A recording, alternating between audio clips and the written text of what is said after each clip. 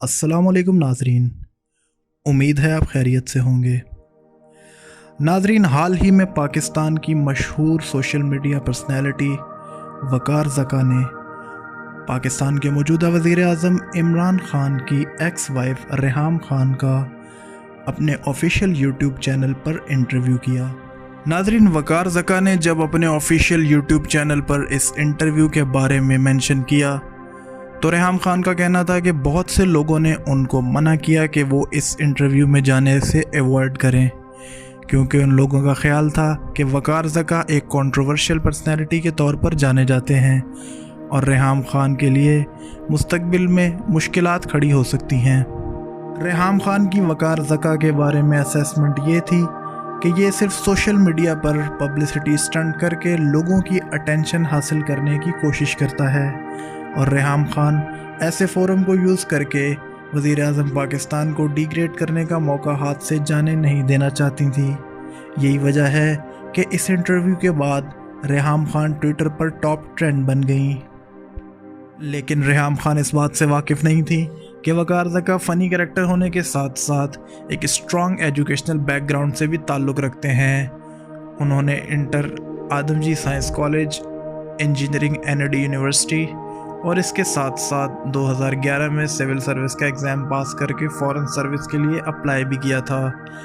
अपना मुतालिका ग्रुप ना मिलने की वजह से वो सिविल सर्विस ना ज्वाइन कर सके। व्यूअर्स, रेहाम ख़ान बखूबी इस बात से वाकिफ़ थी कि अगर उन्होंने इमरान ख़ान पर मॉरल करप्शन के अलावा कोई और इल्ज़ाम लगाया तो पब्लिक इस आर्गूमेंट को बाय नहीं करेगी, क्योंकि इमरान ख़ान की क्रेडिबिलिटी इस्टेब्लिश है और वो उनका पब्लिक इमेज बहुत स्ट्रॉन्ग है। यही वजह है कि उन्होंने मॉरल करप्शन, एथिक्स और मोरालिटी के इशू को रेज़ किया, क्योंकि वो बखूबी इस बात से वाकिफ़ थी कि इमरान ख़ान का पास्ट में वेस्ट में एक कलरफुल कैरेक्टर मौजूद है।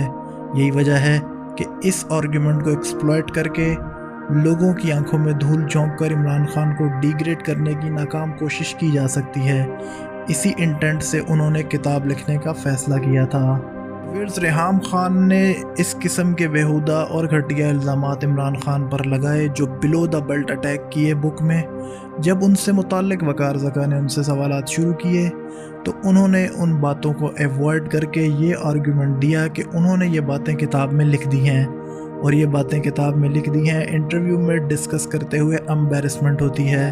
तो वकार ज़का ने ये पॉइंट रेज़ किया कि जिन बातों को डिस्कस करते हुए एम्बैरेसमेंट हो रही है उन बातों को किसी खातून का किताब में लिखना किस तरह दुरुस्त है। रेहाम ख़ान ये समझ रही थी कि ये इंटरव्यू लाइट मोड पर होगा और वही जो उनकी पुरानी आदत है वो मड स्लंगिंग करते हुए इमरान ख़ान को डिग्रेड करने का कोई मौका हाथ से जाने नहीं देंगी। लेकिन उनको लेने के देने पड़ गए। वकार ज़का ने इंटरव्यू के गुजरने के साथ साथ जब अपने सवालात शुरू किए तो रेहाम ख़ान बौखला गईं और आएँ बाएँ शाएँ करके सवालात को अवॉइड करने की कोशिश की। व्यूअर्स, रेहाम ख़ान इस बात से वाकिफ़ नहीं थी कि वकार ज़का ड्रग्स, कोकेन और इस तरह की नशावर अद्वियात के बारे में खातिर ख्वाह मालूमात रखते हैं।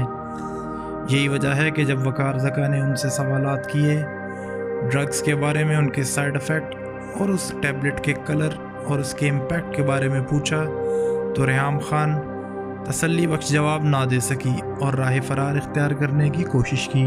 रेहाम ख़ान की बुक के कंटेंट का अंदाज़ा आप इस बात से लगाइए कि यूके के किसी रीनॉन्ड पब्लिशर ने उनकी किताब को नहीं छापा, क्योंकि पब्लिशर बखूबी वाकिफ़ थे कि इमरान ख़ान ने अपनी ज़िंदगी का बेशतर हिस्सा यूके में गुजारा और वो यूके में एक क्रेडिबल शख्सियत के तौर पे जाने जाते हैं। पब्लिशर अगर इस किताब को छापते तो उनको डैमेजेस की सूरत में लाखों पाउंड भरना पड़ सकता था और उनकी क्रेडिबिलिटी भी ख़त्म हो जाती। यही वजह है कि किसी रीनॉन्ड पब्लिशर ने उनकी किताब को नहीं छापा और उन्होंने अपनी किताब को ख़ुद छपवाया फाइनेंसेस अरेंज करके। रेहाम ख़ान ने बुक में ये भी लिखा था कि उनके पिछले शौहर भी उनको टॉर्चर करते थे और वो उनको तशद्दुद का निशाना बनाते थे। व्यूअर्स, बखूबी हम इस बात से वाकिफ़ हैं कि तलाक़ के बाद औरत की ज़िंदगी बर्बाद हो जाती है, क्योंकि उस पर एक डिवोर्सी का लेबल लग जाता है और हर सूरत में औरत का ही कसूर गर्दाना जाता है कि इसी ने कुछ गलत किया होगा जिस वजह से तलाक़ हुई। लेकिन इसके बरक्स रेहाम ख़ान ने इस तलाक़ को भी कैश करवाने की कोशिश की انہوں نے سارا ملبہ اپنے دونوں شوہر پر ڈال دیا کہ پچھلی شادی میں بھی میری غلطی نہیں تھی اور دوسری شادی میں بھی اپنے آپ کو مظلوم بنا کر پیش کیا۔ ویورز، اس سارے معاملے کو لے کر وقار زکا نے کہا کہ اس سلسلے میں وزیر اعظم پاکستان عمران خان کا رول قابل تحسین ہے۔ انہوں نے اپنی ایکس وائف کے بارے میں سیپریشن کے بعد کوئی بلو دا بیلٹ اٹیک کیا، نہ ہی کوئی گھنونا الزام لگایا، حالانکہ کتاب میں ان پر کئی گھنونے الزامات لگائے گئے تھے۔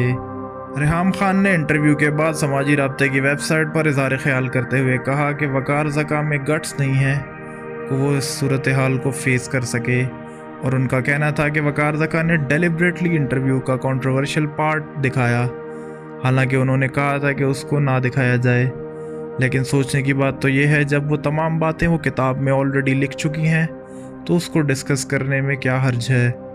وقار زکا نے ان کے ٹویٹ کا جواب دیتے ہوئے کہا کہ ان کو دوبارہ چیلنج ہے کہ وہ رات کو ہیڈ فون شو میں دوبارہ شرکت کر کے اپنے موقف کا اظہار کریں۔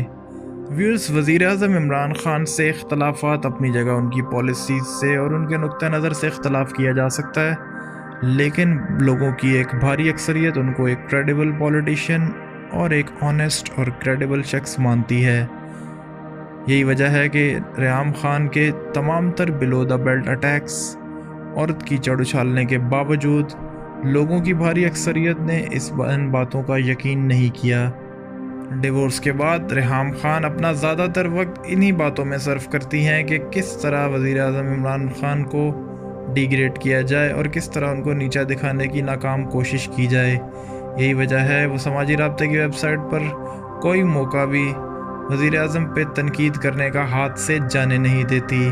یہی وجہ ہے کہ لوگوں کی غالب اکثریت اس بات کو پری پلانڈ اپروچ اور اس کتاب کو بھی ایک کانسپریسی سمجھ رہے ہیں۔ یہی وجہ ہے کہ یہ کتاب اس حد تک کامیابی حاصل نہ کر سکی جس حد تک ریحام خان خود ایکسپیکٹ کر رہی تھی۔ ناظرین، اس بات میں کوئی شک نہیں کہ وقار زکا ایک بلنٹ اور آؤٹ سپوکن پرسنالٹی ہے، اور انہوں نے اپنے سوالات کے ذریعے انٹرویو میں ریحام خان کو لاجواب کر دیا۔ یہی وجہ ہے کہ وہ انٹرویو کمپلیٹ نہ دے سکیں اور نماز کا بول کر چلتی بنی۔ اب دیکھنا یہ ہوگا کہ ریحام خان دوبارہ ہیڈ فون شو کا حصہ بنتی ہیں یا نہیں۔ وہ اپنے موقف کو دوبارہ صحیح انداز میں پیش کر کے لوگوں کو غلط ثابت کر سکتی ہیں، لیکن میرا نہیں خیال وہ دوبارہ اس شو میں پارٹیسپیٹ کریں گی، کیونکہ ان کا ایکسپیرینس کوئی زیادہ اچھا نہیں رہا۔ ویڈیو کو آخر تک دیکھنے کا شکریہ۔ چینل کو سبسکرائب کرنا مت بھولیے گا۔ اللہ حافظ۔